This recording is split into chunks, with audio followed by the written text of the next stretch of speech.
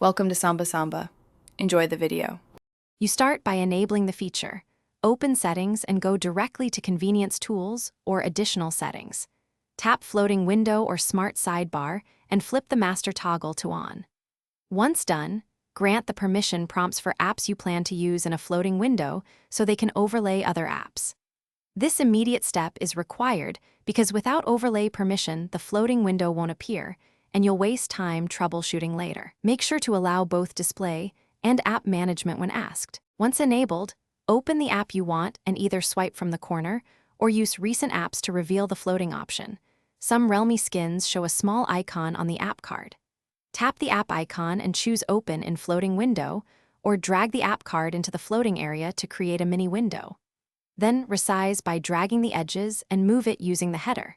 You do this because floating windows let you multitask without splitting the screen, keeping focus on the main app. To finish, manage the floating window with the header controls. Maximize to full screen, close when done, or pin to keep it on top. You can also adjust size and transparency for comfort. Make these changes in the app or system window settings. If the floating window fails to appear, check overlay permission again and disable battery optimization for that app because aggressive power saving can block overlays.